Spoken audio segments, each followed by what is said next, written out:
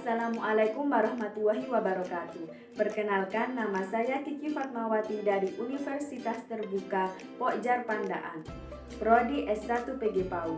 Di sini saya akan menjelaskan mata kuliah penanganan anak berkebutuhan khusus pada modul 9 KB3, yaitu anak dengan masalah pembuangan yang tidak pada tempatnya. Anak dengan masalah pembuangan yang tidak pada tempatnya.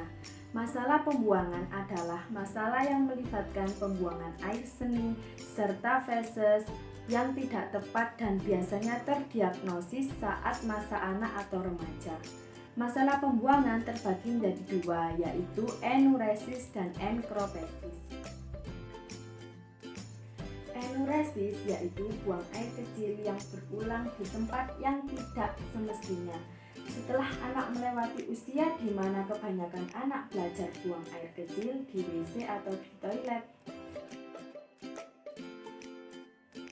Ciri-ciri enuresis yaitu yang pertama, urin sering menetes, yang kedua, sering buang air kecil, yang ketiga, nyeri perut di bagian bawah, dan yang keempat yaitu sembelit. Adapun penyebab dari enuresis yaitu ada faktor biologis, faktor infeksi, faktor emosional, dan faktor belajar. Untuk faktor biologis, salah satu penyebabnya adalah genetik.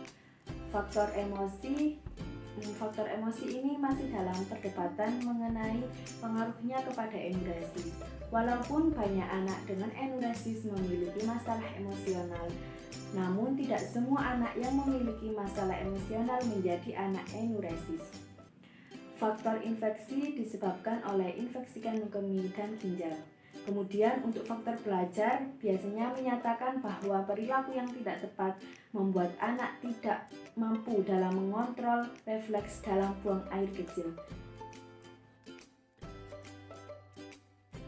Adapun penanganan untuk masalah enuresis ini, yang pertama yaitu bisa dengan pemberian obat, yang kedua yaitu membatasi jumlah air yang diminum oleh anak, dan yang ketiga yaitu mendorong anak untuk lebih sering berkemih saat sebelum tidur ataupun sesudah bangun tidur.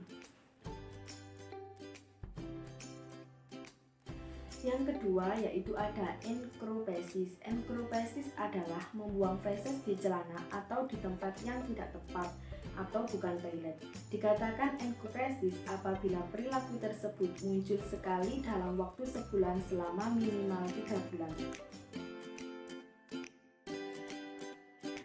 Ciri-ciri enkropesis yaitu yang pertama, feses berukuran besar, yang kedua tidak ingin atau menolak BAB, yang ketiga BAB di celana yang sering dianggap diare, yang keempat yaitu jarak antar BAB panjang, dan yang kelima yaitu nafsu makan turun.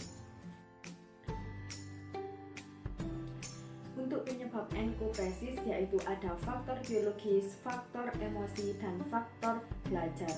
Untuk faktor biologis yaitu dengan adanya tumor atau luka di usus atau masalah sistem saraf.